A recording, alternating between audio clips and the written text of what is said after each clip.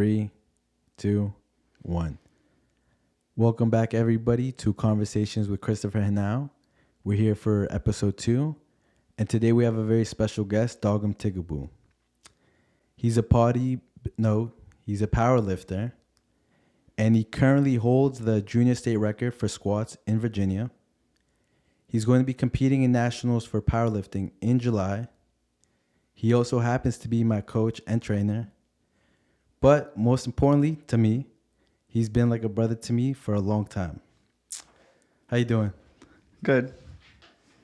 Okay, so I'm going to go straight to some hard questions. Okay. What's the first step for someone that hasn't worked out in 5 years but wants to become active? Don't overly complicate your first step. It should always be building the habit first, not trying to perfect the path. So don't really go into trying to write a perfect program or what you should do or what you saw a guy to do online, because most of the time the influencer you're going to see online has been doing it for 5 years and will make it look easy. And yes, it'll get easy later down the path, but if you don't have the habit, it'll never be easy. And that's why a lot of people fall off within about 3 months of their start, because they never built the habit. They're just doing what's fun. And it's fun in the beginning because you're highly motivated, but motivation doesn't last. You kind of want to see motivation, especially with anything, but when it comes to working out, as like a treat. Yeah. It has to be a treat. You do it when you're not motivated. You're just doing it due to just pure discipline and knowing the true benefits to it. And then when motivation comes back, because it's like a cycle, it's just an emotion. Yeah. Motivation will come back, and then at that time, because you had the discipline and you've been doing it, those next couple months, because you're motivated, will feel so great because you don't have that nagging thought in your subconscious saying like, damn, maybe if I didn't fall off, I would be in a better place. That will never happen. So like you'll just keep carrying on, and then it'll snowball. And then next thing you know, you will be where you want to be, and you'll learn as you go. I have noticed that the motivation really does come in waves, in the sense of even once you start getting unmotivated, but then you start seeing some results. Yeah. It's like a brand new wave of like, oh, wow, it's working. Yeah. Like, let me keep doing this. What if I keep doing this for a year, 2 years? That's very interesting.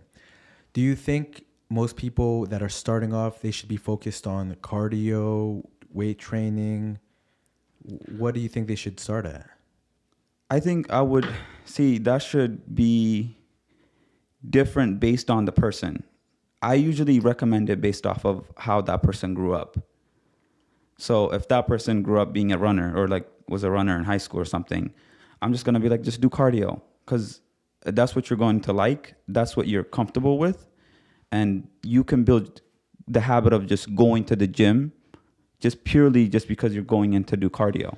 And once you've built the habit, let's say like 6, 7 weeks, 8 weeks, and then start doing a little bit of weights here and there. Because now within those 8 weeks, you should have kind of built the confidence or the habit of just going in there. And then once you have that, then you can add in the weights. Or if you're like, let's say a guy who used to wrestle, who's comfortable with lifting, just go in and lift. Yeah. Even if you have to do a bad program where you're just benching every day or something, or doing arms every day, just go in and do it.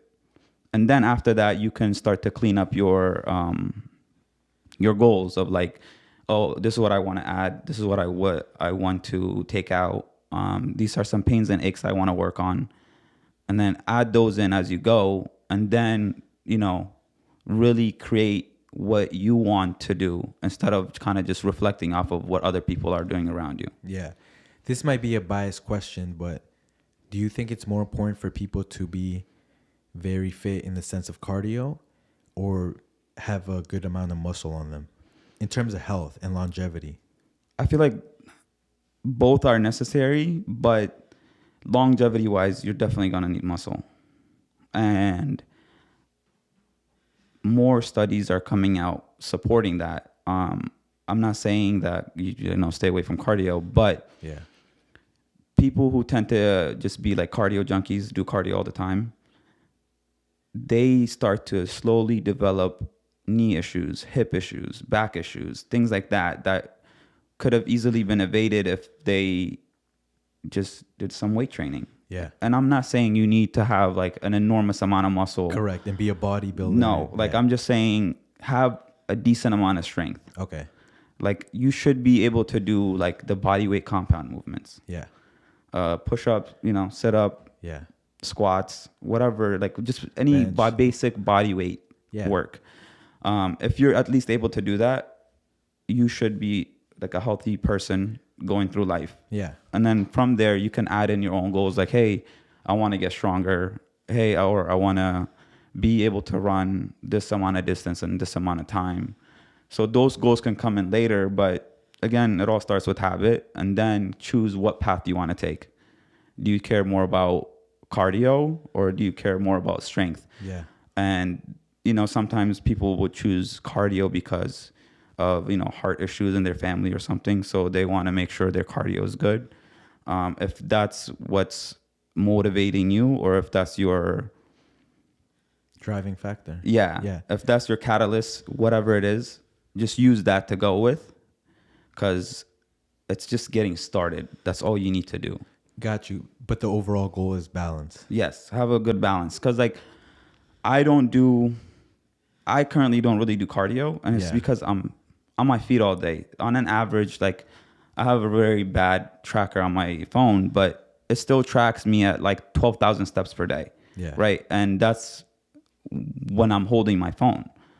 And when I put it down, my steps are definitely a lot higher. But let's just say that 12,000 is plenty for me. Correct. But if I didn't have the job that I had where I'm always active, I would probably start adding cardio in. But also within my training, there's a lot of volume work. So I feel like cardio shouldn't always be associated with running and, biking, swimming, and everything like that. It could also be when you're doing higher reps in terms of exercise. Yeah, lighter weight, but just... Yeah. So when you're doing those, it does become more of an endurance thing, which is a lot more taxing on the cardiovascular system. Correct. So like you can reap the benefits from there. It's just that find a form of cardio that you like. You don't have to stick to the cliche way of doing it. Okay. So I got a question. What got you into lifting, and how would you say it's changed your life? Because to me, I see you're one of the most dedicated people and disciplined, consistent people in the gym. Nobody I've seen has the drive that you have. And of course, that's out of all the people I'm around. But you really have a very special respect and love for working out, lifting weights. So how did you even get to that point? So I think it was like around my senior year, I got hurt. And I remember I walked into PT and the physical therapist told me I was injured because I was just weak. I had no muscle. So I had a really bad lower back problem. And she said it was basically because I had no glutes, or my glutes weren't firing. Wow. And I was like, okay, it's just, I'm weak. I can't, like my legs, like I used to run a lot. So at that point, like a few people laughed and I was like, am I that weak? And then I remember like for gym class or something, we went into the gym and dude, it was so defeating. Like everything was so heavy. Like not thinking back, I'm like, wow. But I remember like just the bar on bench used to kill me, like almost kill me, because I was like 120 pounds. And after that, it was, senior year ended and I was just like, all right, I got to change this. Because I was like, I'm becoming an adult and I don't look like an adult. I still look like a child. Wow, that's an interesting thing. I've noticed that, because I remember a couple of times, like once I said I want to stay at 160. Yeah. 160 super lean. And I remember you laughed and you said, okay, yeah, you got to go up to 180 and then you're going to cut. And then once I got to 170, I said, oh, I kind of like this. Yeah. Then I got to 180. I said, oh, I feel good. Like yeah. I feel, now I'm at 190. Now, not as lean as I should be and nor as what I will be. But even then, I can't imagine going back down to 160, 170, even under 180. Yeah. I feel it feels weird, but I feel like a man now. Whereas opposed to I'm like, if I go below that, I feel like that's a little boy's body. If that makes sense. Yeah, like there's a certain amount of strength that comes with it. Plus, the more size you put on, the more respect you get from people around you. That's true. I don't know also if you've noticed, but like I think men start to look manlier. They maybe become a little more attractive to girls that are a little older. You get what I'm saying? Now you're not. Yeah, I've definitely appeal. noticed the switch in terms of the respect that I get from other people, the more size that I put on, and like it's just more of like what kind of attention you start to get from others will definitely change. And why, I don't know, in terms of drive and everything, again, it comes from habit, but I was very obsessed with running back then. So it was easy for me to just take that habit from there and just switch it to training. And I remember I started with just doing bodyweight exercise at home. And I put on, I remember I got to like 140 pounds and I thought I was the shit. That's funny. And then like a few years later, I realized like it was just about the eating. So I used to just eat anything. And that was one thing I had to work on was my habit of eating. I did not eat as much. So I used to set alarms for like every 2 hours or something and just eat. And then I slowly built, I think my first year, I built to 160 pounds, but I also would go to the gym almost every day. So I used to go to LA Fitness and there was an app on it and it would show you, it would highlight all the days that you went to the gym. Yeah. So I remember a year in, I looked at it and I missed a total of 7 days. In a year? In a year, yeah. Dude, I was going every single day. That's pretty crazy. That's actually amazing. Yeah, but like I was like, if I didn't miss those 7 days, I'd probably be here. It was just like, I mean, I still criticize myself heavily. Yeah. But I just had the habit. I just had to switch in terms of my nutrition. Yeah. And that slowly builds the more you go. You'll learn more about yourself as you tap into fitness and health and everything, because you will realize that everyone is different. Everyone is built different. Yeah. Everybody has different backgrounds. What you eat and everything is different.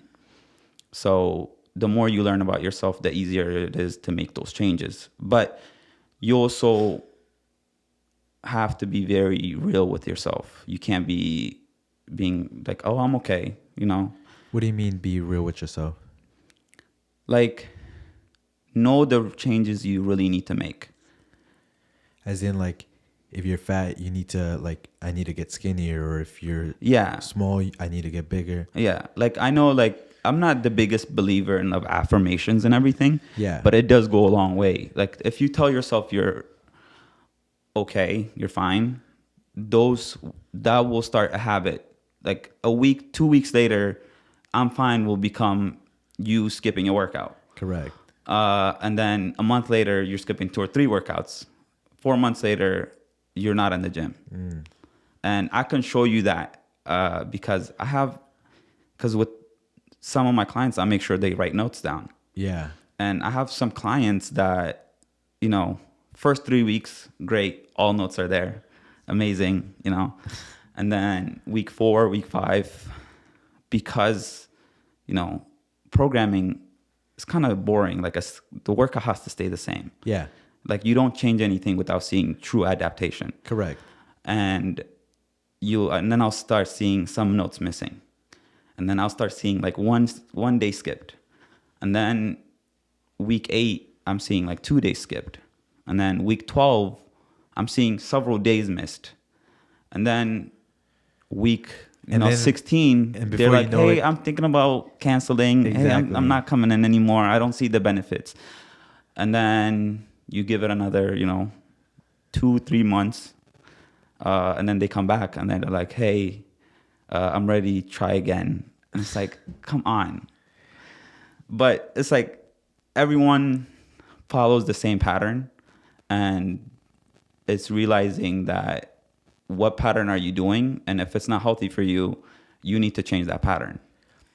Do you think some people just haven't hit rock bottom or hit low enough? They're not suffering enough to decide I want to make a change, or is it that because I've noticed that like so many people start going to the gym. Oh, I'm gonna start doing this. I'm gonna be this person now. And they have this whole, like you said, a whole Yeah. bunch of motivation, and then before you know it, they don't care about it, and they're back to where they were, or even worse. And I don't know if it's just a lack of motivation or not caring. Like, but what do you think it is? I think it has to do with two things. As one is feeling like people don't want to feel dumb. Nobody wants to feel dumb.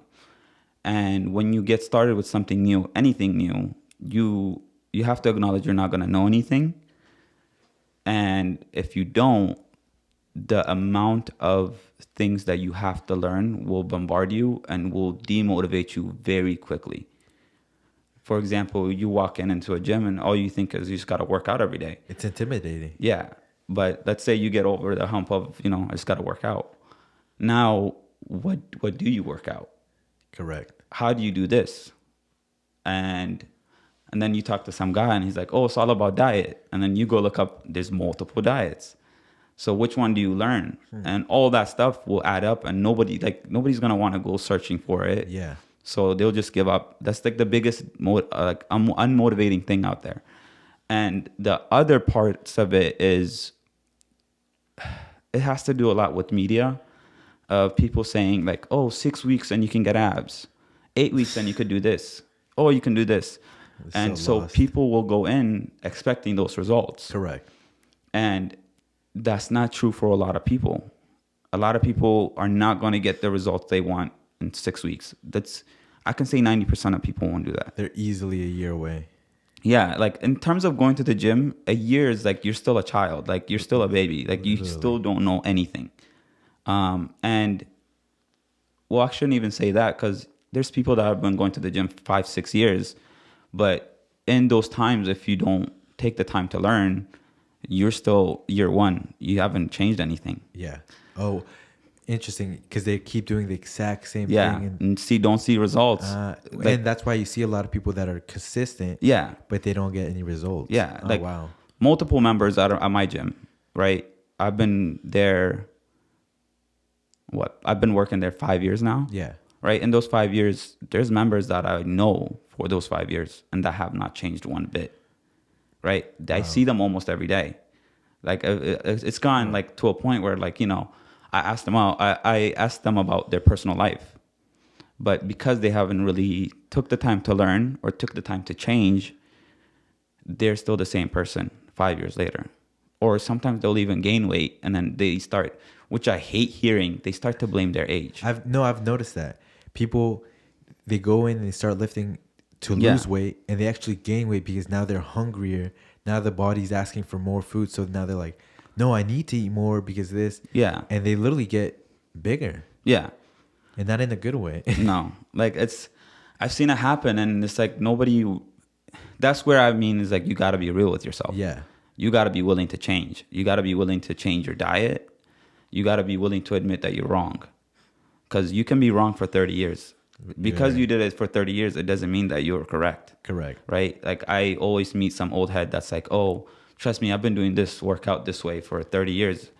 And it's been working for me. And it's like, okay, but your shoulder's fucked up. I don't want my shoulder fucked because I want to do it like yours. Correct. Right?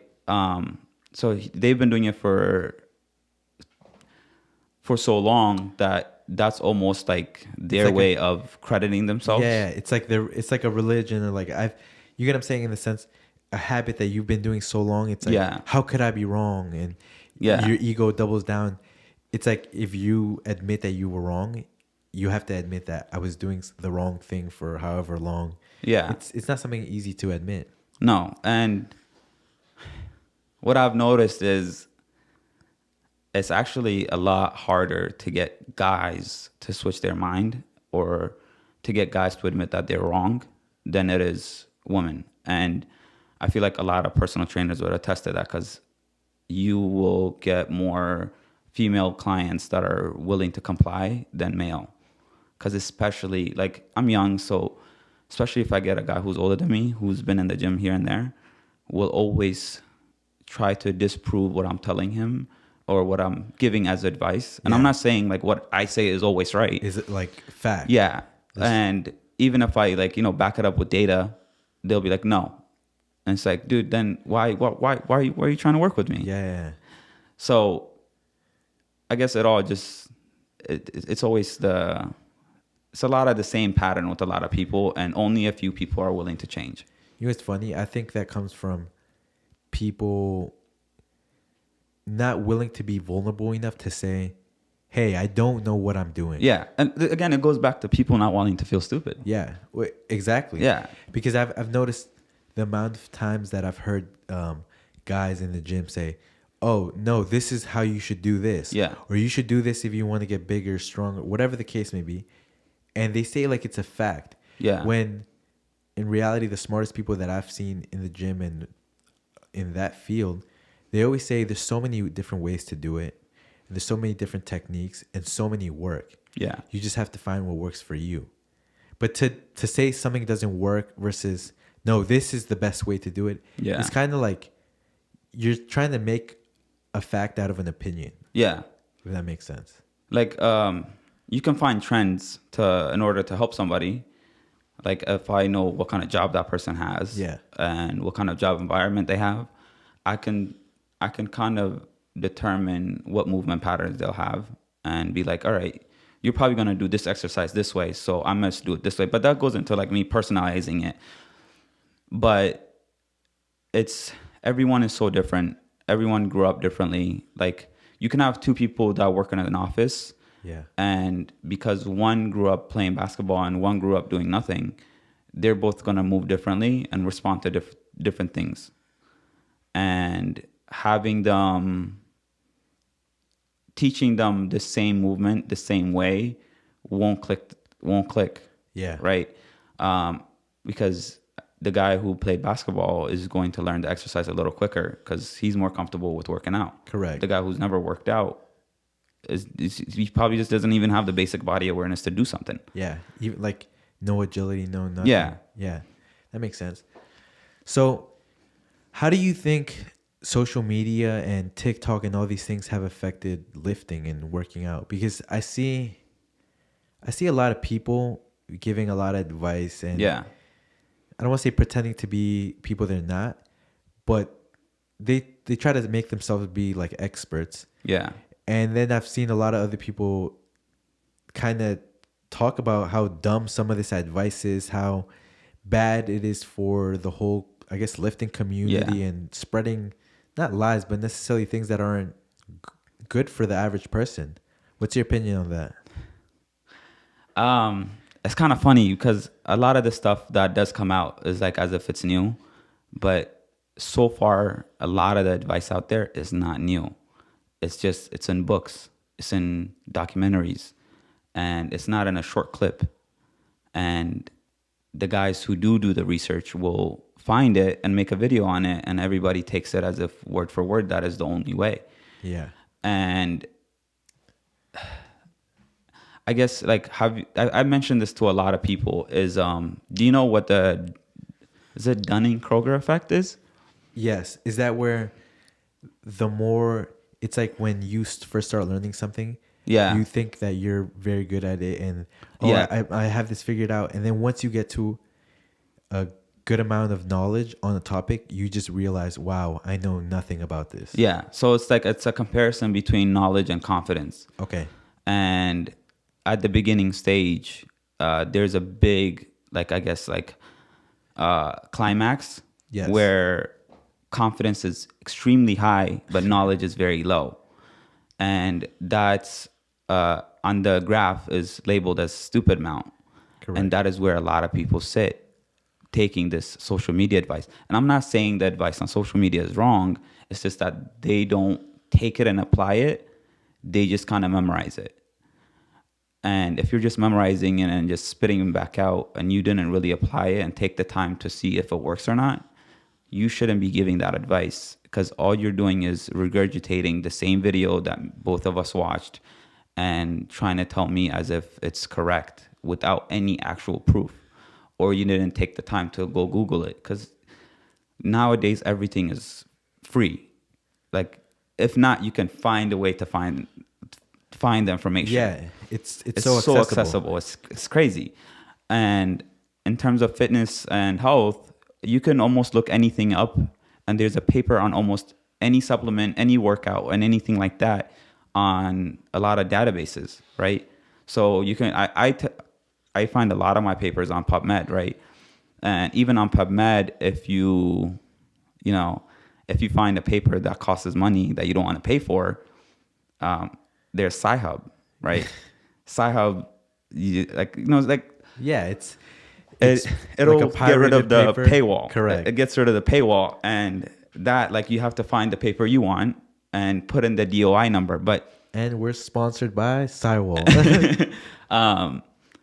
you have to find the DOI number, right? So same people that would quote these like papers to me, I'll be like, where did you find that information? It's like, oh, there's research on them. I'm like, all right, so what did the Show research me. say? Like, Yeah. yeah. And they're like, oh, it's on this. I'm like, oh, where do you find your research? Like, yeah, just on Google. I'm like, there's no way you found it on Google. Yeah. Because you have to really dig to find these information. Correct. But they are easy to find. It's not on the first 3 links on Google. And I like, most people give up at that point. Correct. If not, just stop right out like the 15-second video they see. And that's where the misleading comes from. That's where everybody only tries to take one path and it doesn't work. Yeah. And eventually everything will repeat itself. A lot of the trends that are trendy now were already a trend. Correct. Right. A perfect one would be like there was this barbell with a spring that like goes in and out. Oh, I think I've that seen was popular like a year ago.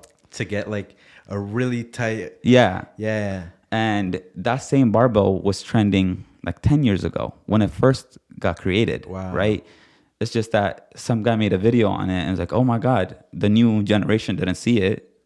And they started making videos on it. And then it became a trend again. Yeah. And even with some certain exercises, right? So like I just recently saw a video of a guy making, like he was having a girl do a sissy squat in a hack squat machine. Yeah.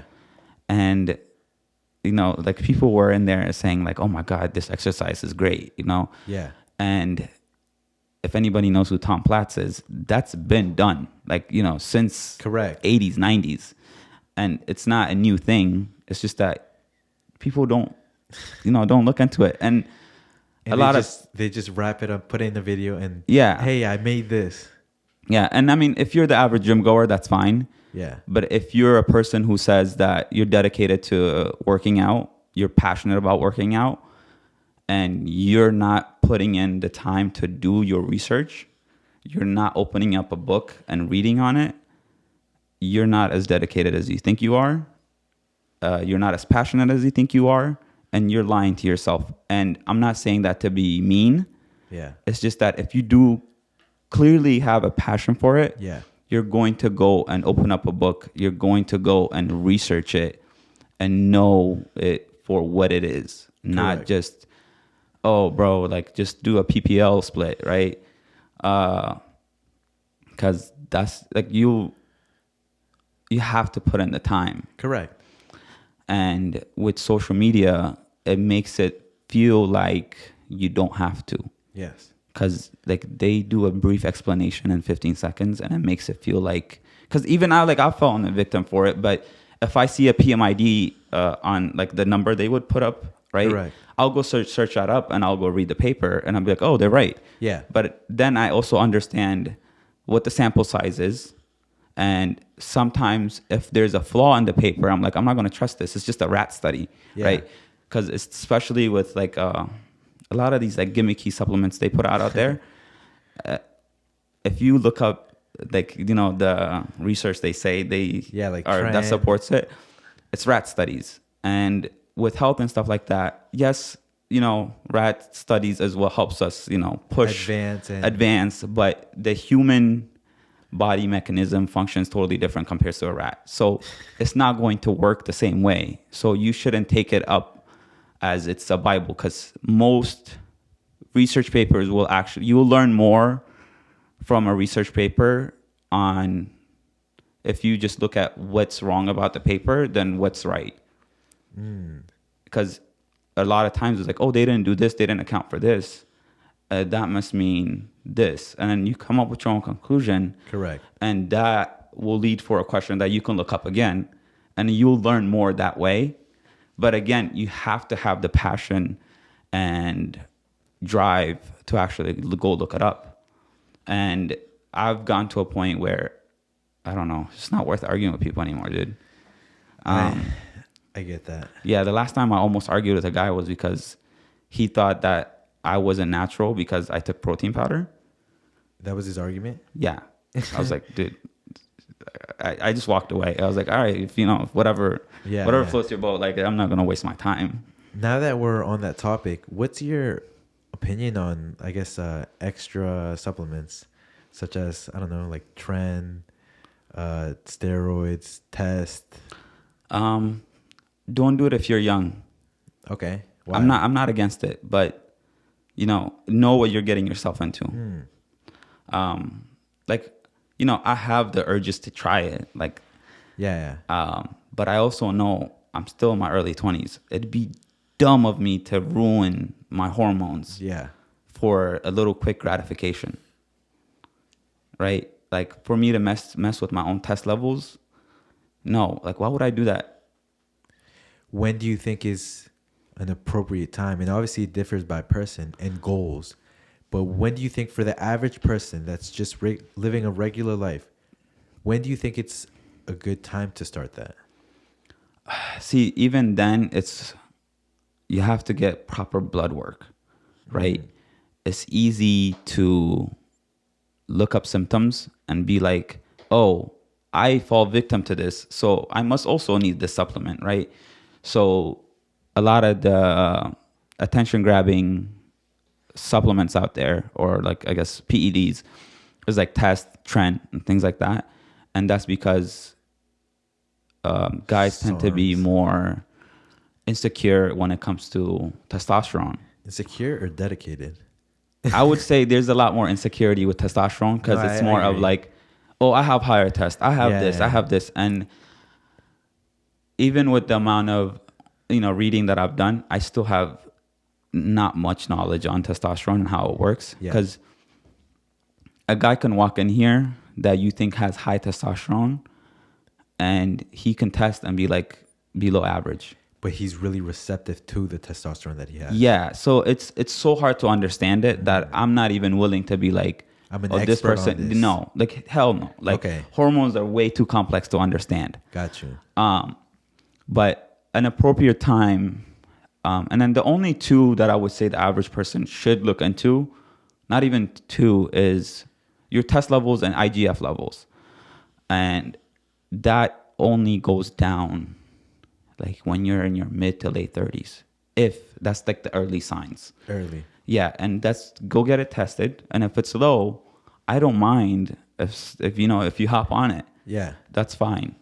But if you're a guy who's in his early 20s when your testosterone is at its highest and it's producing at its highest, and you tank it by, supplementing a synthetic form, now you just taught your body to no longer produce it. So you're on, a life journey of staying on it, and it is expensive. Yeah.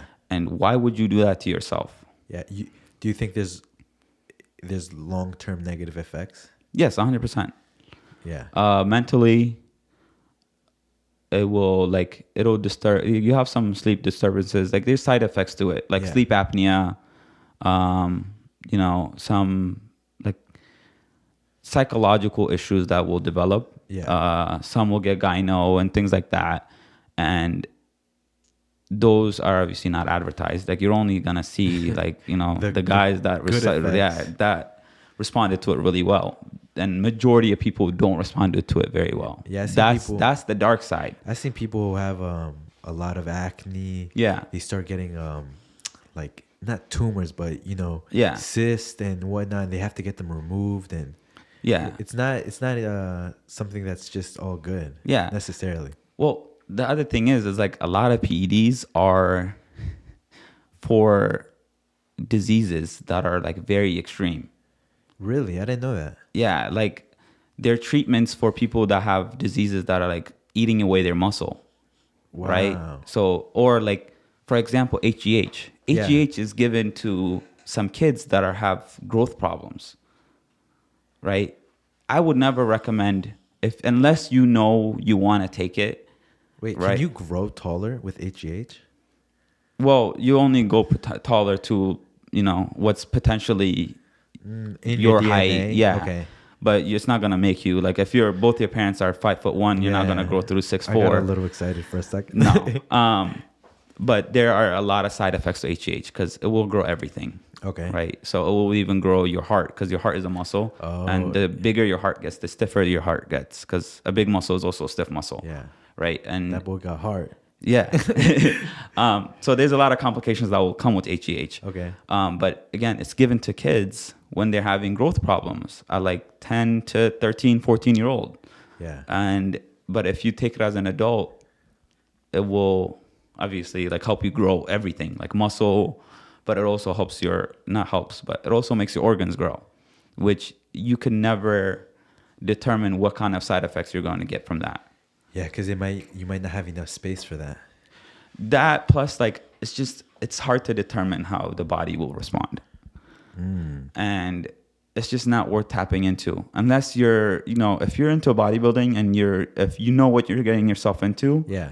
go for it. I'm not frowning up against anybody. I mean, I'm not frowning on anybody that's taking it. Yeah. It's just as long as they're aware of what they're doing, go ahead. Everybody, it's your own life.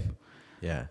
You choose how you want to live. And, the smart ones, I would say the smart ones, which is not majority that are on PEDs, will get regularly tested and will take, other supplements that will help counter the side effects of one. Oh, yeah. And you start a huge stack. So there's a whole stack of things you got to take. So if you're willing to have the discipline and take it, go ahead. That's fine. But majority But that's are not not. most people. No. Okay. Like the amount of stories that I heard of people just hopping on tests and sitting on a couch and eating, thinking that it's just going to make them lose weight. And they just end up, just wreaking up all the side effects instead of the benefits. Wow. It's crazy. Like majority of people also don't respond to it. There's different forms of tests that come. There's a different form of trend. And then it also depends on how sensitive you are to it. Correct. What kind of side effects do you got to take? You can't even just take the whole thing together. Like you can't just like, oh, that guy's taking this stack, I got to take the same stack, because you're going to get different side effects. Yeah. But even that's just the little that I know of, but it's just way too complicated for me to even recommend or say like, don't take this, don't take that. Because a lot of the people that I've learned from that are on things are so smart, like way beyond smarter than I am. And if they're taking it and they're taking it properly, I've seen them make a lot of progress with zero to little side effects. But those people also have a crazy amount of dedication, and they know it's almost like they're disciplined. chemists. Yeah. Yeah, they understand hormones and everything so well that I can't even be like, don't, you can't do this. Yeah. Like it's very impressive. I mean, you've seen that guy, and I don't know what your opinion of him is, but I think more plates, more dates. Yeah. He's like, it's kind of impressive to see some of these people that know so much about hormones and this and that. And it's like, yeah, when this goes up, this happens to you so naturally, and then when you take this, you're going to be naturally more receptive. It's pretty impressive. It's science. It really is science. There's like the amount of hormones that there is in your body is insane, and people just, the only ones they know is like the five. I wouldn't even say the five. They just know test, estrogen, cortisol, and that's the three that the majority of people know. That's like the only thing I know. But there's so much more. Yeah. Right. And each functions so differently, and one can throw one out of whack, and it's way too complicated for me to, and I also don't have interest in it, so I'm not going to preach on it. But in terms of more plates, more dates, obviously, like back before TikTok and stuff, like back in like 2017, 2018, the only information you had was on YouTube. and he was like one of the biggest YouTube channels out there, and I used to watch him a lot. And even like actually on a recent podcast, he mentioned that he wished that he waited a couple of years before he started. Correct, because you only have so much cycles in you. Yeah. And even if you do a lot of cycles, there's PCT, which is post-cycle therapy, and there's not many experts that will help you with that. Oh, I've never even heard that. Post-cycle therapy is like, like a bodybuilder that's trying to get off, how to slowly get him off of and just getting back to just like a natural level without suffering from too many consequences. From in the sense of withdrawal, not withdrawals, Withdrawals, side effects. Like if you can't go cold turkey. like losing too much progress. Yeah, and then like there's like if you just go cold turkey, I feel like I'm just saying this based on like a few things that I've read. It seems like you'll suffer from too many side effects if you go cold turkey. Because, for example, with just tests, like if you've just been taking tests, your body has stopped producing. And you're going to completely get off and think that you're going to be okay. Like, no. You're going to have a crash. Yeah. Like, you're most likely, if you've been taking tests for a very long time, you're probably going to have to just stay on TRT for the rest of your life. Wow. Or, suffer the consequences of very, very low tests. That sounds terrible. The symptoms and consequences of low tests are like the opposite of being a man, if that makes sense. Well, yeah. It's just like, the thing is like, test is almost seen as what makes a guy, and that's very true. Do you think it is or no? Yeah, it is 100%.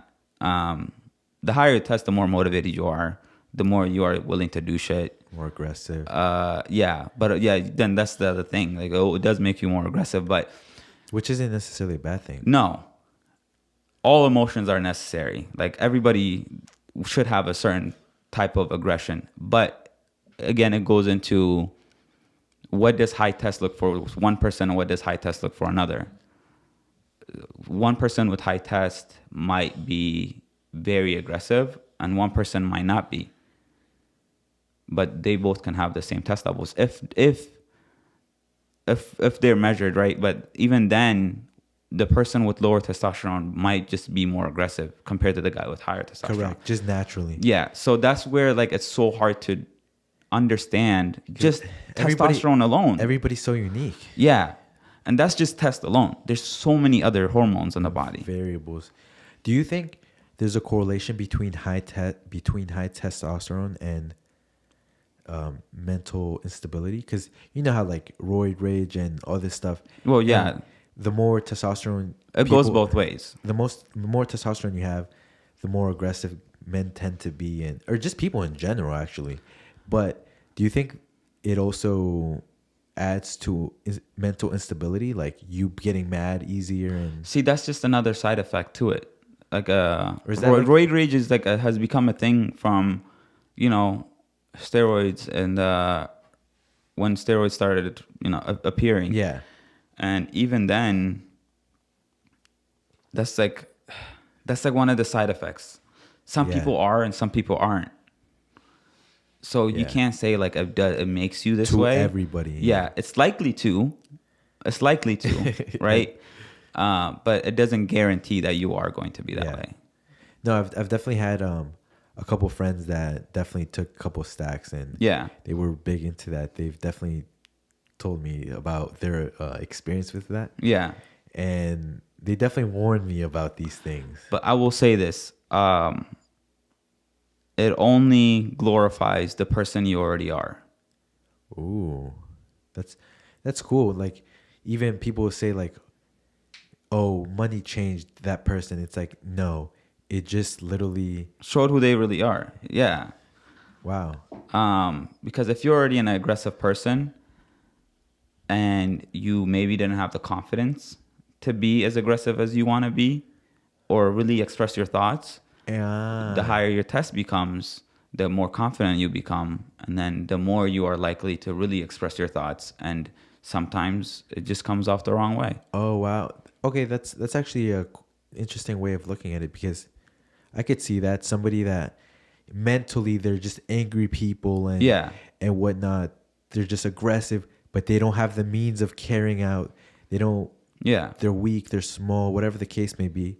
But the second they do have the power for that, Yeah. they show it, and now it's like people think, oh, this person changed, but that's who they were the whole time. Yeah. Like I've met some dudes that are, taking stuff, and I don't think, like, if they didn't have the body they did, I would not question that they're on anything, because their personality and how nice they are and how Oh. genuine they are is crazy. Like it's not what media paints them. Yeah. Not even media, like what social media paints them out to Well, be. yeah, because people tend to, if you lift and if you have, that's a hobby, like, Yeah. you're just a meathead. Like, Yeah. you're dumb. You're all these Oh stereotypes. yeah. Trust me. Which is kind of, it's funny how inaccurate it is, because some of the smartest people I know are really into lifting, like, and they see the science behind it, the art, the discipline, and all these positives to it. Yeah. And it's almost like they're so smart, and it's so complete opposite of the whole idea of,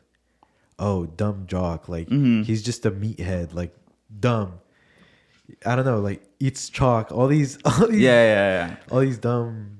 Stereotypes get created all the time. Do you think there's some truth to them though? Oh, is- 100%. Or it's just from outside. Like, even fighters. You Yeah. see, people always say, "Oh, fighters are stupid." The science behind boxing and MMA and fighting, you got to be smart. Like, you got to be really smart to be Yeah. a fighter. You can't be dumb. Maybe you might be book dumb, Yeah. but A lot of it is like judgment that comes from observation, and not judgment that comes from getting to know the people. Like, if you watch me in the gym working out, there's no way I look smart. You know what I mean? There's an excessive amount of weight that I'm putting Yeah. on my body. It's weird movements that I'm doing. I look like I'm a crazy person, and I know I do. And it's Yeah. like, as long as I know what I'm doing, I don't care. And to be fair, if I didn't know you and I randomly, Yeah. if I was some new kid at the gym and I just randomly saw you, I would definitely be a little intimidated. I might put a little video of you. I think I took a video of you lifting today. Yeah, like it looks. I know what I'm doing. Yeah. Right, and I'm just following what my coach puts up. But because I'm in a commercial gym space and I am lifting a lot of weight compared to the average person, I know how crazy that looks. So from a judgment observation, right?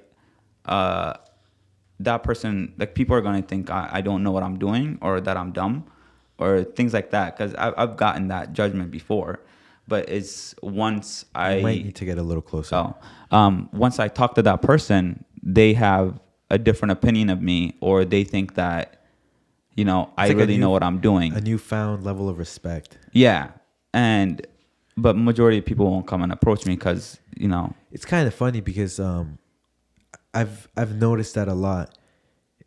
A lot of people, and I think, I don't know what defines or what causes people to deal with this. And I don't mean this in like a victimhood mentality, or like, oh, like I suffer from this. Yeah. But like, I'm sure you've dealt with this as well. Like, a lot of people will see me and they'll think, oh, look at this asshole. You feel me? Like, Yeah. I get, like, I may not look like the smartest person and whatnot. And then as soon as they start having conversation with me, a lot of people I've realized, like, even mid conversation, they start looking at me a little different, and they start, "You're smart, man." I'm like, "Thank Yeah. you." Like, I appreciate it. But it's like, it's because they were expecting me to be completely stupid or completely 100%. ignorant. It's kind of funny how judging somebody off of their looks or some whatever can be completely off. Not that I'm that smart, but No, it's just such typical. It's a typical way a lot of people interact. They already come with a handful of judgments that they're trying to check off their list, and when they realize that the little judgments that they came with was wrong, they start to change their mind. where do you think that comes from? I guess I mean, it's I don't want to say judgmental because everybody judges. yeah, That's it's comparison. exactly that's a human. The even the word judgment, Yeah, it's your analysis of something. Like we yeah. as humans, everything you see, you're constantly analyzing. So there's nothing wrong with that. No, But where do you think these like it's superficial judgments come from? um Because competitiveness. naturally, naturally, people like me and you, we don't necessarily judge people for their Yeah, first immediate look because we know that doesn't necessarily say it all. yeah, So we wait a little and that's when we start having conversation. That's when we'll start, oh, okay. yeah. This is my assessment of this person. I feel like the more people you meet in life, the less judgmental you become because you start to realize like everyone is so different. But in terms of why people are like that is because, well, this is just personal belief. It's because I don't believe that there's such a thing as a person who's not competitive. Everyone is competitive. I don't care. But in some aspect in life, everybody's competitive. Even the guy because they don't lift, they don't play sports or whatever, they're probably competitive in a Money, status, money, status, who has the best education, car. and things like that. And some people don't like losing, right? So they're just going to come there in order to make themselves feel better. And actually, I'll refer to one conversation I had with this guy who who kind of ran me through a list of things Yeah. until he found something to make himself feel better. And so I would say he was about like, a couple pounds, like 20, 30 pounds heavier than I was. And I was stronger than him. So he, gave me random excuses like, oh, so what do you do? And I was like, I just stay consistent, stay on my diet and, follow my program. And he was like, oh, okay. So like, do you take anything? And I'm like, what do you mean by take anything? And he was like, any assistance. It's because, some people are weird about asking if you're on PEDs or steroids. I don't even get that. Cause I don't understand. Why are you scared to ask me? or even I don't get why there's the stigma of like, oh, like Yeah. It's like there's cocaine. nothing wrong. Exactly. There's literally nothing wrong Yeah. with it. It's all right. Keep going. But I was like, no. And he's like, do you take creatine? And at the moment, I didn't take creatine. So I was like, no, I don't. And he was like, oh, okay. So, he was like, oh, how long have you been lifting? And at that moment, I think I was only like three years in. Yeah. So like 3 years, and he's been lifting longer than I have. And dude, he even went into like my age, and we were about the same age, so he didn't know what to do. Yeah. And then he goes like, oh, so do you take protein powder? And I was like, yeah. He's like, dude, that must be it. That's why you're stronger than me. And I was like, dude, you ran me like to 20 questions just to see why I was stronger than you. Yeah. And he's like, yeah, I remember when I was on protein powder, bro, my strength was insane. And I'm like, what the hell? Like, what the fuck? Like, Literally, yeah, like you internally created this weird competition with me, and then you came and ran every question you can to make yourself feel better because you saw me lift a little bit more than you. And I think that's just always funny because I always find that interesting because I'm in a commercial gym, right? And as a powerlifter in a commercial gym, and I think a lot of powerlifters would attest to it, you get a lot of weird looks and you get a lot of weird questions. You definitely stand out. Yeah, because you're lifting an excessive amount of weight, and I understand it's an excessive amount of weight, but it's the weird questions you get of people wanting to make them feel better for them being weaker than you. And it's like, No, I completely understand. Yeah. The one thing I find funny is especially like tall guys over 6 foot.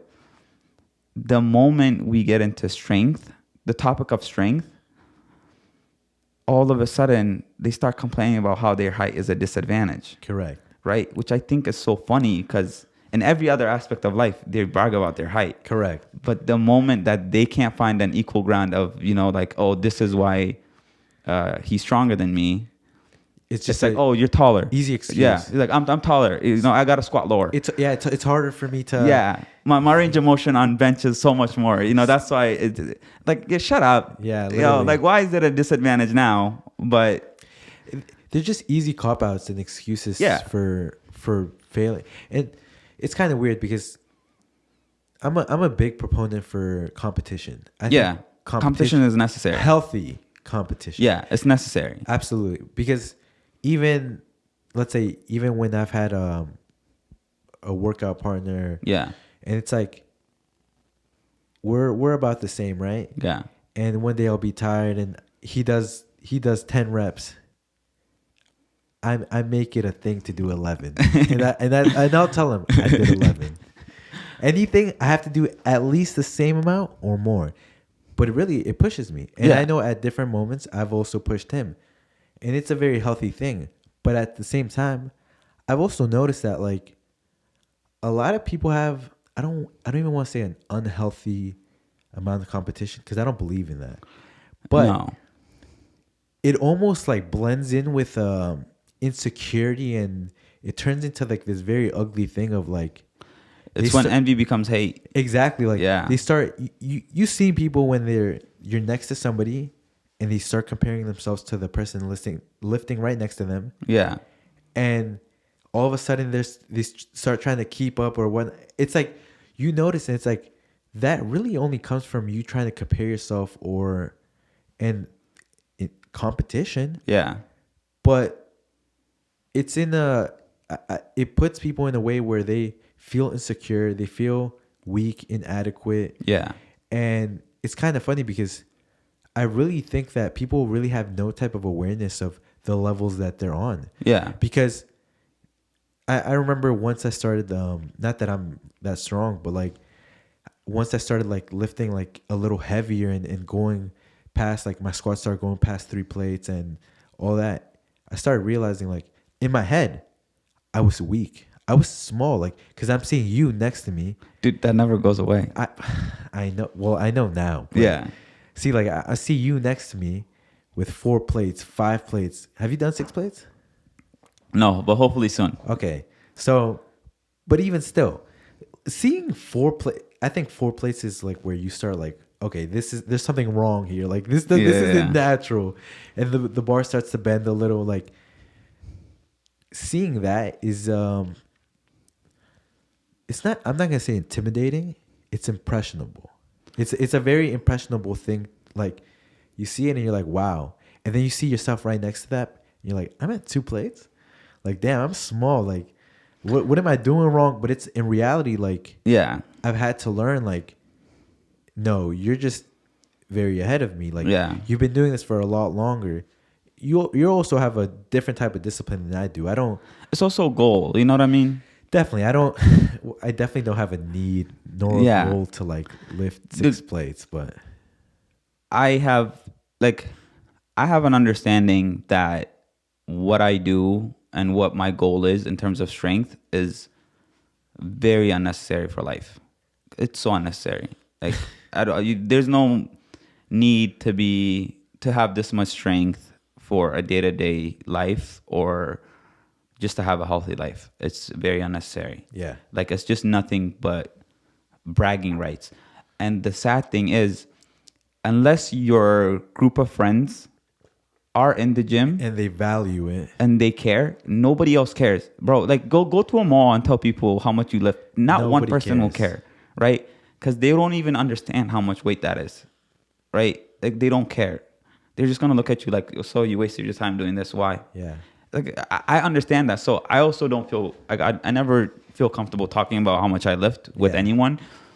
And I also try to just avoid it because then it starts to become like a comparison thing.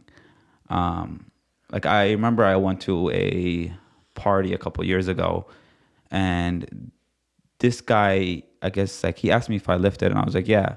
And he was like, yeah, me and my boy this other days were squatting, and we did 225 for 25 reps. It's crazy, right? And 25 reps. yeah, which I know it's a lot of reps, but I was like, oh yeah, that's impressive. He's like, can you do that? And I was like, I think so. And he was like, and it's immediately after that, he was like, yeah, and tomorrow we're gonna do this. And he just kept adding the workout and started making it heavier. Yeah. And I was just like, it's just like now I just avoid gym conversations anywhere. It's kind of funny. I don't want to say fell into that trap, but I definitely had goals in that where I was like, I need to hit this. And it was pure ego.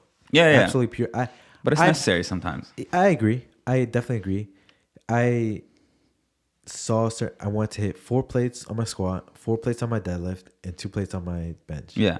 And I'm pretty sure I can even do some of those things again right now. Like if I was to do it right now, I'm not sure I could squat 4 plates again. Probably build up to it. Yeah. But I already feel so accomplished because I did it. Yeah. And I have it on video to prove. Yeah. It's such a, as soon as I did that, I was like, okay, now I'm going to not slow down, but like focus on my body a little more because I really don't have a need to be squatting 400 pounds. If I didn't compete, I would not be doing this. Yeah.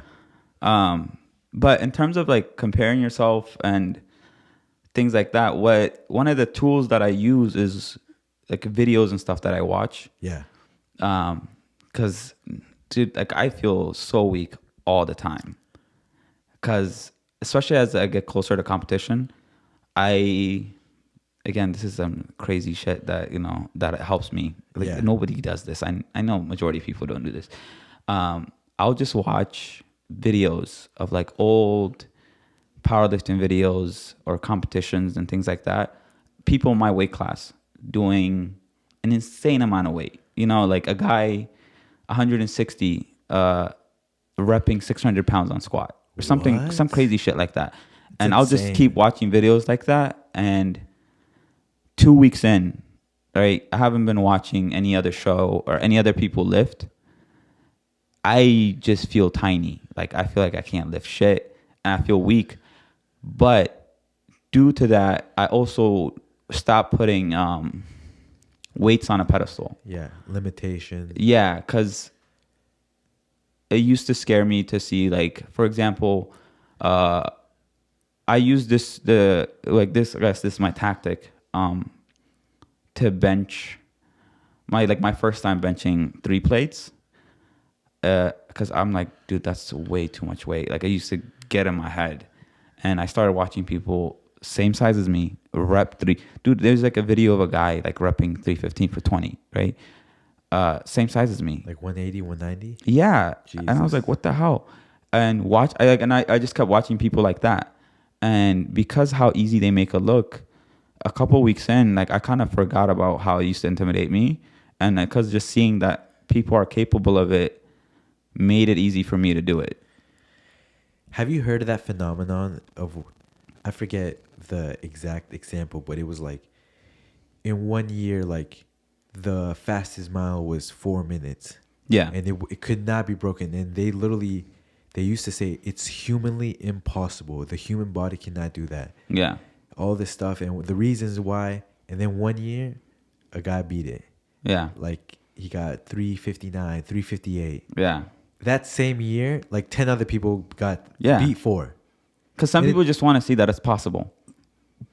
It's kind of funny how much of a factor and like how much of an aspect your mind is in all these things. Yeah. Like in reality, like people don't really realize the power that the mind has. And like, if you believe you can't do it, you can't.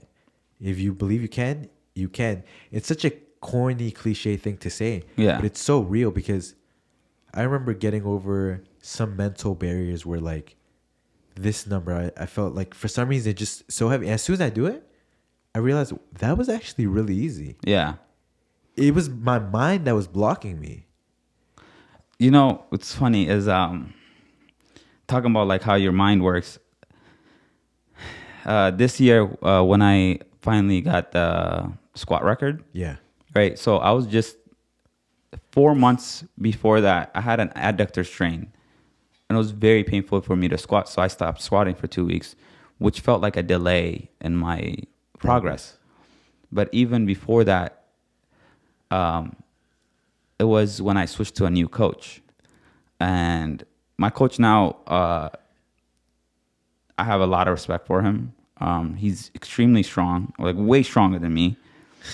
And he's cool. But I remember when he asked me what my goal was, and I told him the record, and he was like, "What's your current squat right now?" And at the time it was 540. Yeah. But I told him 560, because if I was to squat 560, I would get the record. But if I told him 540, he would only set me up to squat 540, right? And adding 20 pounds would be way too much in 4 months. Yeah. Right? But I told him 560, and I would be in the gym. Some of those workouts, I would be failing the number, right? But I would be so stubborn. If it said like 3 sets of 3 and I was failing at 2, I'll keep going like for 6 sets until I get all those numbers. Wow. And then I kept going and kept going and kept going, that I saw 540 so often and 560 so often that in 4 months, I was convinced that my 1 rep max was 560, because I was even telling other people my max was 560. And then after I got the record, I remember like my body was shaking from the adrenaline. Yeah. And somebody was like, "Is this your first time squatting 560?" I was like, "Nah, man." And I was like, "Nah, I already got it now. All right, whatever." I was like, "Nah, it's 540. It was 540. That was a 20-pound PR." But I mean, if my coach is watching this, he knows I lied. But yeah, I deadass lied to him. I was like, "Nah, it's 560." And then he believed me, because obviously What he had to. it's funny, the power manifestation and the mind. Yeah. And all these things. Like I've noticed, like sometimes so much of lifting, like you're going for a heavy squat or just anything heavy, and if you're not mentally prepared, like it's like it falls apart. Like Yeah. it's almost like a house of cards, and like somebody just do, and then you literally, your body just You falls fall apart. Yeah. And it's in such a weak way. But when you have that mental in your mind strength, and you're like, you feel like a tree trunk, Yeah. and you have that stiffness, nothing can bring you down. Yeah. The less you think, the more you lift. And it literally, it feels so smooth, easy, and it could be your PR, but you're like, that moves so fast. Yeah. It's funny how that works. Yeah. Like every time I have like a heavy lift coming up, I'll just start watching people that lift heavier than me. That's actually a really interesting technique. Yeah. It helps. I mean, I could imagine, because And you also, If this you- is where another thing is, you have to be a little arrogant. I believe that. You have to be arrogant. Like, See, but there's nothing wrong with that, in the sense of, okay, if you see another man do something, yeah. why can't you do that? Yeah, exactly. So Like that's the only way to look at anything. yeah. So in I'll my look at it opinion. as like, they weigh the same as me and they're lifting more. And I'm like, there's no fucking way I'm going to let that happen. So I'll dead ass like go in with accepting that trying this weight, I will most likely get hurt. But majority of the time I don't get hurt. But I'm willing to get hurt before I feel it. Yeah. Like I was like, all right, whatever. If I rip something, it's fine. Or It's fuck the it. determination. Yeah, it's like pure, just like fuck it. Can you imagine the type of arrogance that you have to beat a record? Like, let's say the richest person ever is wherever they're at, Yeah, and to say, no, I'm gonna Yeah, go exactly. higher. Like, dude, there's no like, even athletes, like you can't name me a guy who like completely dominated his sport that did it that wasn't a little arrogant. Look at Mayweather. oof, Look at Mike Tyson. Kobe. Jordan.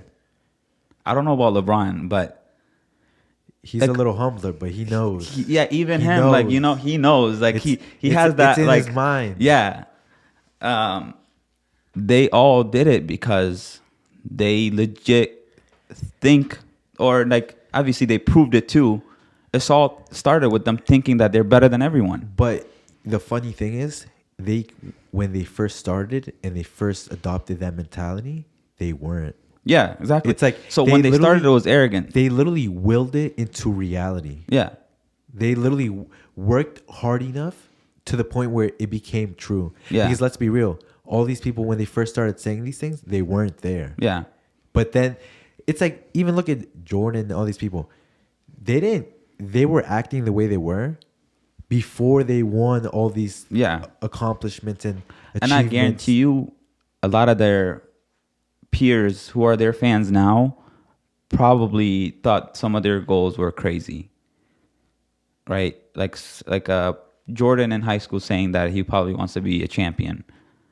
Like some people thought he was probably crazy, right? But then he became a champion, and then I promise you, some of those haters were fans clapping in the audience. 100%. And they were saying, I knew him. Yeah, exactly. And it all started with a little bit of arrogance and ego. I mean, I guess that's where like everything looks stupid until it starts to work. Yeah, It's like exactly. you see somebody trying something big or something very just that's unlikely Yeah. by numbers. Immediately, first thing people say is, or not a lot of people, and they start judging. Oh, look at him. He thinks he's about to be this. Look at Yeah. him. Oh, he's trying so hard. And it's like until it starts to work. And now they're like, no, I knew him, bro. Like, Yeah. that's this. Like, oh, he's been like that. Now all of a sudden it's positive. Now all of a sudden people start completely different attitude about it. Yeah. Now it's not a joke no more. Yeah. 'Cause now It they works. now they got more money. Now they're Yeah. It's funny how that works. What's your opinion of the fact that a lot of this stuff is being put in a negative light in the sense of like, in my opinion, masculinity has been under attack in society in general, and people aren't supposed to be aggressive anymore. They're not supposed to be competitive Because there's this false idea of equality. What do you mean by that? Like being equal isn't about what somebody was able to accomplish. I feel like being equal is having the opportunity. It shouldn't be my fault that we both got presented with the same equal opportunity. I just put in more work. So, but I have to suffer because you wanted to be fucking lazy? Like, why? Yeah. Like, it's not. And that's where it started to fall apart. People want to get away from merit based. Yeah. And it's funny. I was seeing in the World Cup, they were saying something about, they were complaining about Brazil complaining. I mean, they were complaining about Brazil celebrating their goals. They've been doing that forever. Yeah. That's always been a thing. Yeah. It's like, and because they won. I think one of their games they won by so many goals. they shouldn't do that. They shouldn't be bragging. That's not sportsmanlike conduct. All these complaints. That's not ethical. And Chad Ochocinco said, he's like, you want them to stop celebrating? Stop them from scoring. Yeah. Literally. And Yeah. it's that simple.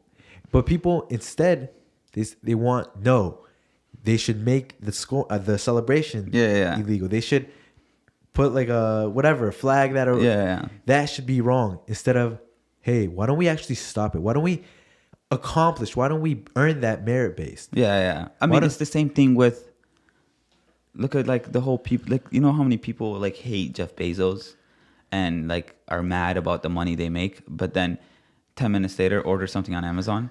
What? You're literally the biggest hater. Yeah. No. It doesn't even make sense. It makes no sense. That's kind of my opinion on anybody that hates on rich people, though. Yeah. Because in reality, like, They worked and you didn't.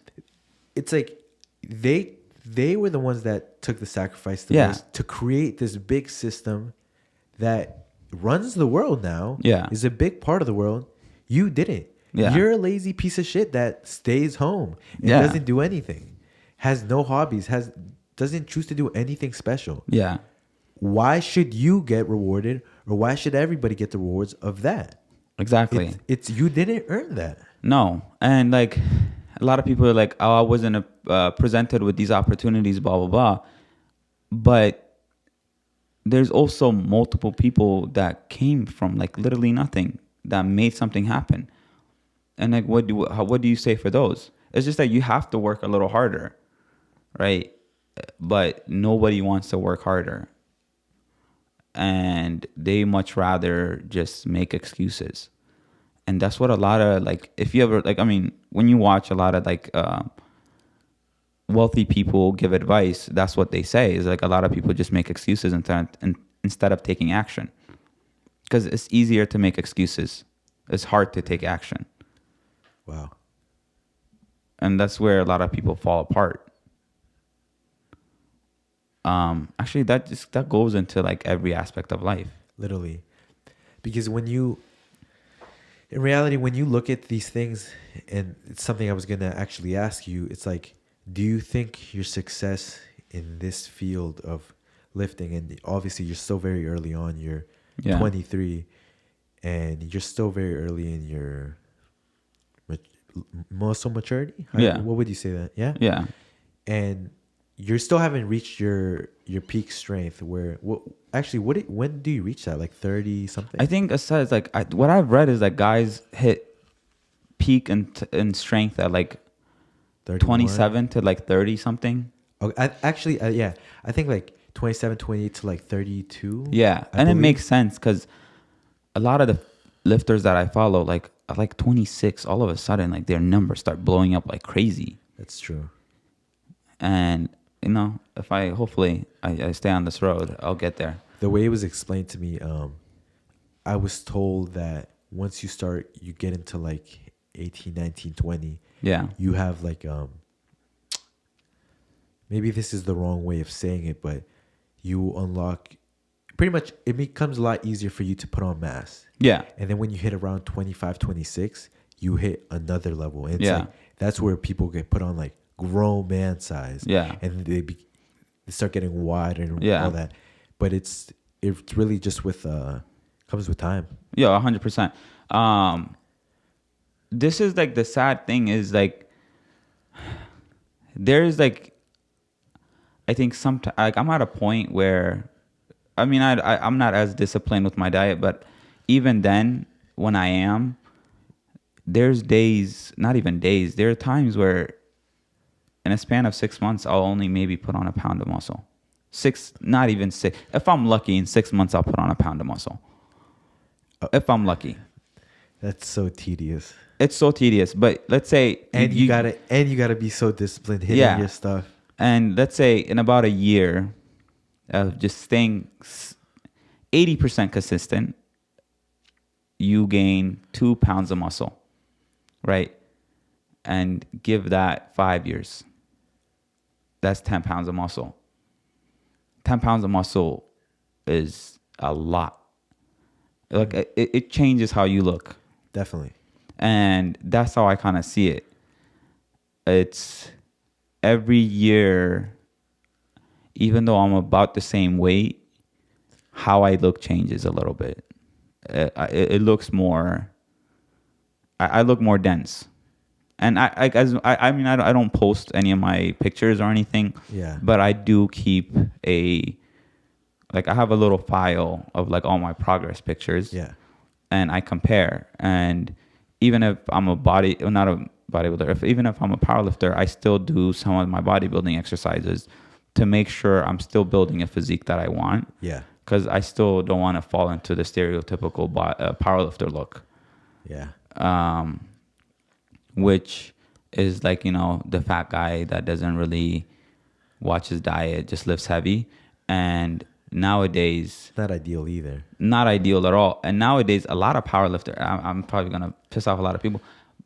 Nowadays, a lot of so-called powerlifters are just bodybuilders that can't keep their diet. Literally. If we're just being real, a lot of powerlifters are just fat people that work out.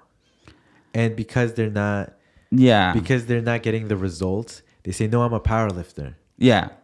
And it's like, it gives such a bad name to powerlifters. I mean, it's just a cheap excuse. Yeah, because like I know plenty of powerlifters that put in so much effort and so much time into their diet and workouts that deserve a lot of credit. And those guys don't talk a lot, but the people that talk the most are the people that shouldn't be talking sometimes, you know?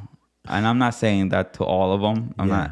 It's just some people talk when they shouldn't be talking. They should just be working. Like, let your results speak for itself.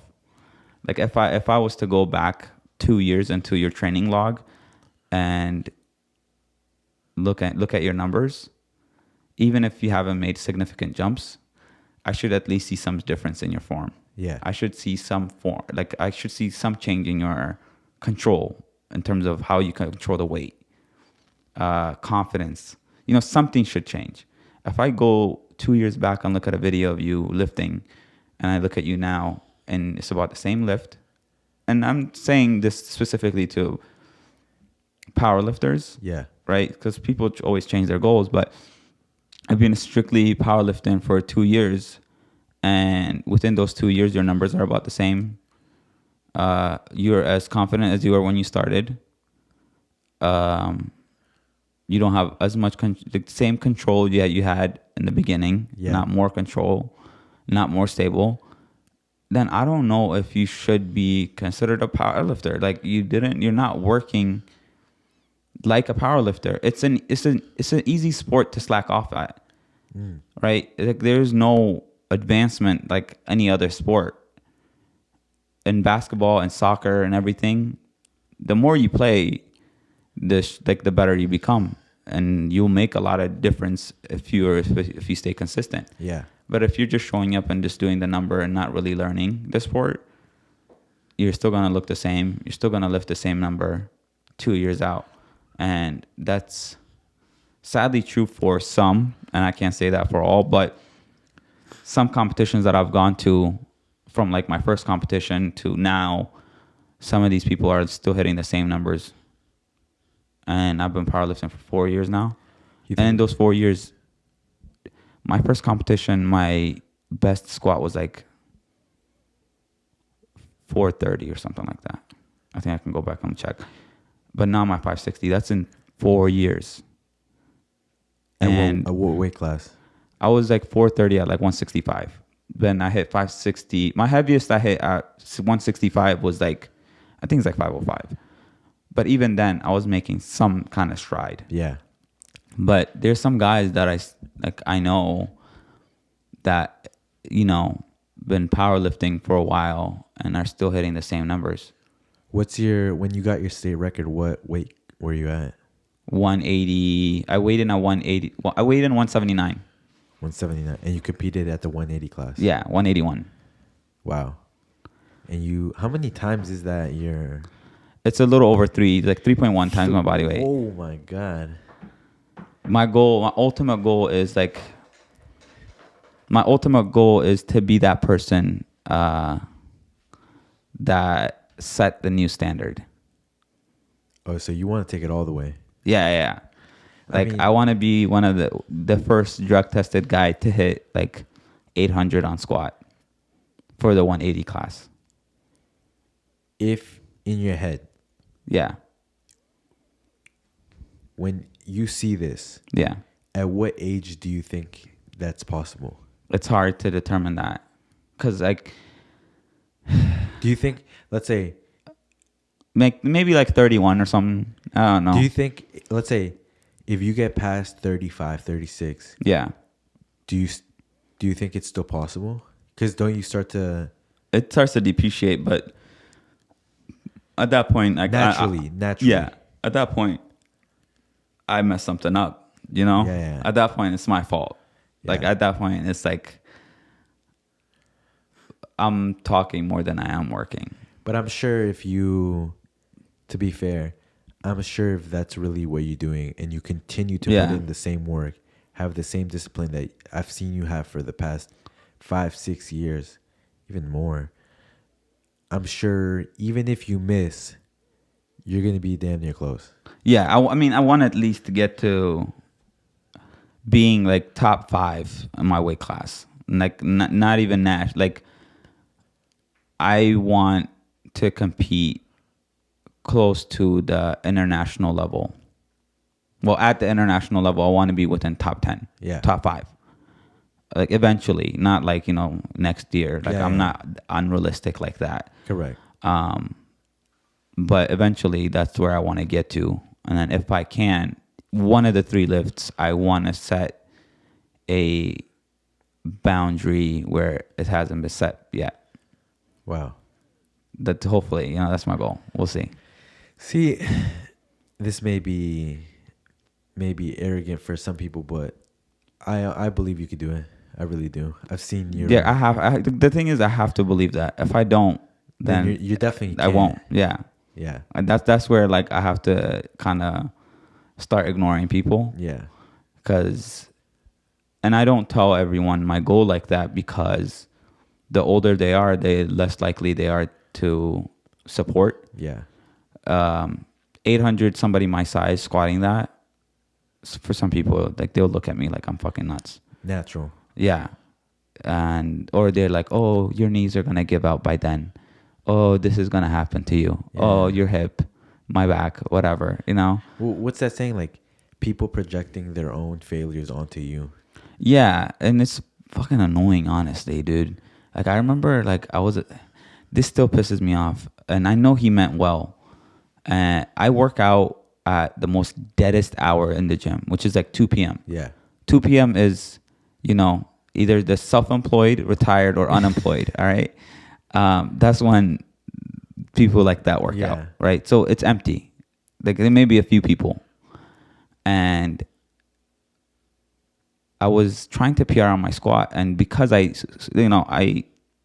no matter how heavy, if PR or not, I don't really get a spot or anything. Yeah. As I'm by myself. So it takes a lot for me to really get into it. And this older guy came up to me and was like, hey man, please don't do this. I can't watch you do this. No way. My son was squatting like that one day, and his back, blah, blah, blah. Dude, like, I was just Can you like, imagine? It threw me off. I can imagine, like, and dude, I was so blown. Like, the little bit of doubt that just, if you let a little bit in, like, what is that? The chink in the armor? Yeah. Completely destroys you? Dude, it just ruined my mood. Cause like I was just like trying to listen to music. Yeah. And so whenever I go for a PR attempt, I don't try to listen to music. I'll listen to music, take it off, and then go in. And that's because when I compete, I have to do the same thing. I have to, no headphones. So I'll have my headphones on, listen to whatever music I gotta listen to, hype myself up, and just go. So when I was trying to just go, this dude comes up and he's like, hey, please don't do this. And he's like one of those like very hardcore Muslim. Okay.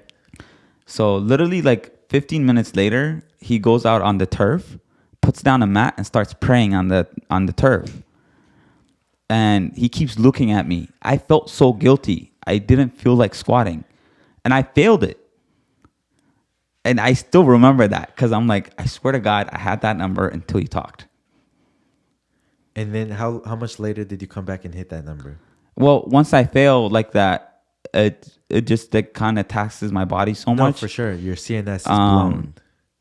So I just told my coach at the time, and I just came back. I mean, I didn't tell my coach that's what happened. Yeah.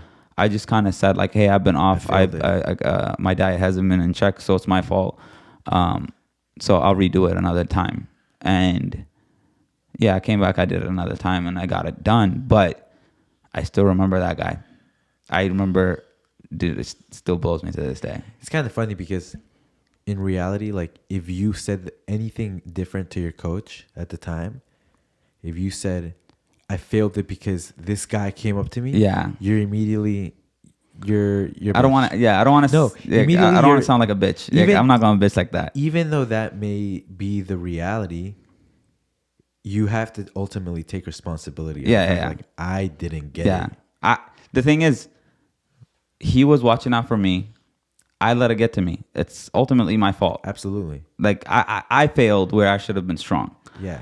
Which ultimately mentally I was weak again and I failed the number. But even that, like, failing like that takes a certain amount of maturity. Yeah. There's such thing as like gym maturity. Knowing when to quit. There's a lot of athletes out there and powerlifters that when they fail a number, they'll keep attempting it, or they'll come back the next day, attempt it, or they come back the next week and then attempt it, and they'll keep failing. and then they'll take 1 week off, come back, and attempt it. Like, it's not always gonna come back, bro. Just stick to the program. If you have a coach, just listen to your coach. Like, I've been coaching for a few years, I would say a few years, and I would say I have enough knowledge. But no matter what, I will just do the exercise and the number that's on my program. Don't deviate away from it. Your coach has the plan, just follow it. And typically, it's the people with the least amount of experience and the least amount of expertise that want to deviate away from the program. And they get upset why they're failing. It's like, you lack the discipline to stick to the program, and that's why you didn't get the number you wanted. And if anything else failed, it's probably your fault. Majority of the time, if you fail the number, it's your fault. Yeah. It's nobody else's. And nobody's gonna care. Like, it's sad. Nobody cares that you failed the number, bro. Like your parents might care that maybe, you're not hurt, but another athlete, your competition, what the hell would I care you failed the number, bro? For like the people that I coach, if they fail, it's like, okay, what can I fix? What strength? What was your sticking point or something like that? What can I do to help you not fail it next time, right? Like, from a coaching perspective, at least what I do is, like, I'll watch their mannerisms and what they do and be like, this is what they do before they lift. And sometimes if they're not very confident with this number, or this is getting to their head, so how can I have them do this differently so that this doesn't seem as scary? So, for example, if I get somebody who's scared to squat heavy, I'll start having them do like barbell lunges with the weight on their back, right? So if you're doing heavy, or not somewhat heavy lunges with a barbell on your back, when you're doing squats, that barbell is going to feel very comfortable, right? So next time you go for a PR, you're going to be a little bit more comfortable than you were the first time. And also, it's going to feel a little bit lighter because you've already had the weight on your back. So you're most likely going to get it. Or just look at sticking points. Where in the lift are you sticking? And what can you add to fix that? And then fix it there. And then that's where the coaching comes in. But ultimately, most of the time, if you failed, it's your fault. It's interesting the power those things have of, like, tasting a weight or tasting a new level before you even get there. It's like, I remember before I get to I don't even know what it's called, but before I start, like, let's say I want to hit a certain number on my squat, it's like I'll go heavier than that. Literally just pick it up. A static hold. A static hold. Pick it up, don't even move. Or you can walk it out, hold it through 10 seconds, 5 seconds, whatever it is, put it back.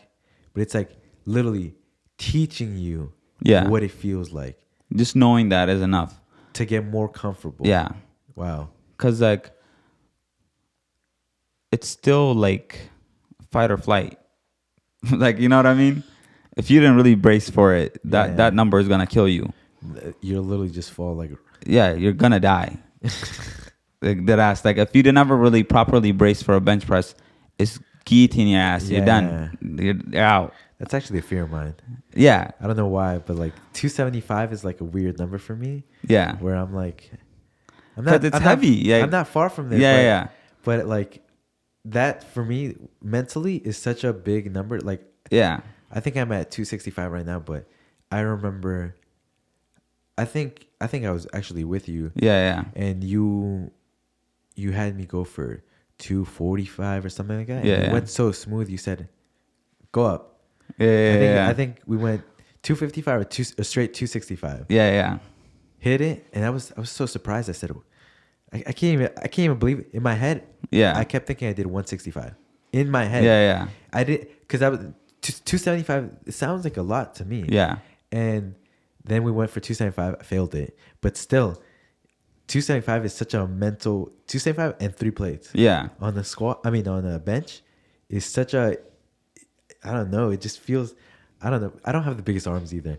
I'm not good at my bench. So the thing is that, like, whatever you think the weight is, plays so much because I mean, he's still my client, but this one client I had, his biggest goal was to deadlift 400, right?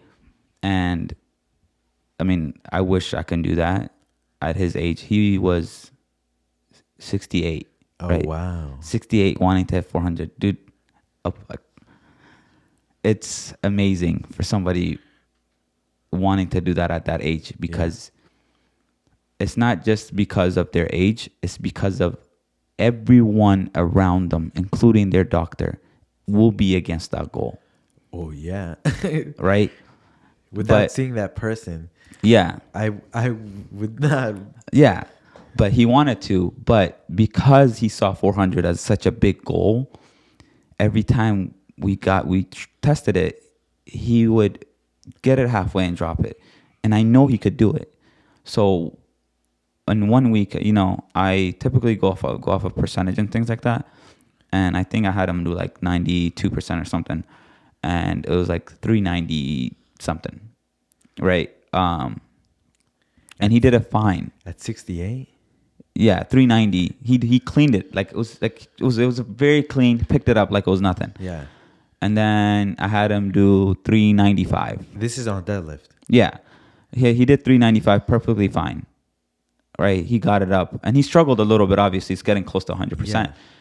So in my head, I was like, there's no way this guy can't get 400. Yeah. So obviously, I didn't have him do it that day. But 3 weeks later, 4 weeks, 4 or 5, whatever, how many weeks it was, when we got back to doing heavier singles again, I told him that it was 395. And because he helps me load the weight, I intentionally held both the clips and pretended like I was going to clip it. And I added a 2.5 on each side and kept it at an even 400. And he got it up. And I was like, okay, so you could do 400. It was on your head. And yeah, he was just like, oh, wow, okay, I got it. And then like a couple weeks later, he hit 405. And it's so much mental, dude. It's crazy. People don't realize the power that the mind has. And yeah. It's kind of funny because sometimes when you have something in your head that you see, and everybody tells you, no, that's not going to happen. No, it's just doubters, haters. And it's like, it's so easy to just fall into the trap of like, you're right. Everybody's telling me I'm wrong. Yeah. It's so easy to fall into the trap of, no, I can't do this. You got to start being very cocky. I believe that. That's when that cockiness comes in handy because now what I've started to do is when somebody's like, hey, I don't think you could do this way or something, I'm just like, fuck you. I'm going to fucking do this shit. And I'm going to make sure you're watching.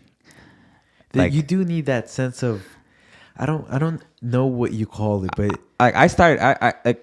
you gotta almost kind of take it as an offensive insult, thing. Yeah. I'm like, you think I'm some bitch? Like, literally, fuck you, and I'll just go do it. I definitely don't think I deal with this on a big scale, but I believe it's a sense of inferiority because personally, this is the way, and this may be arrogant, extremely arrogant, but it is what it is. This is just how I work. Yeah. If I know somebody's done it, why can't I? Yeah. I really believe that. Like, don't get me wrong. Everything within the limitations of reality, but like, I don't know. If you told me like, of course, this is nothing that I've ever thought about. Do I have any plans or ever doing anything? But like, if you told me I couldn't be a senator or a mayor or something, I really don't see why I couldn't. Yeah. Now, maybe that's so my look and whatnot, and maybe who I am, nobody would vote for me right now. Yeah. But if I worked at this for 50 years straight, well, then that'd be 70. But let's say if I worked at this for 40 years, 50 years, and I did everything I could to go in that position and qualify myself, why wouldn't I? Yeah. Like, why can't you? I think it's like how much you care about getting it done. You know what's funny is I just recently, I don't know what podcast I was listening to, but they were talking about um, why Trump ran for president. And not to get all political, but I just thought it was pretty funny because apparently he was at a roast and Obama said something along the lines of, and I can't find the roast somewhere. Yeah. But apparently Obama was like, something else you'll never be is president of the United States, and dropped the mic.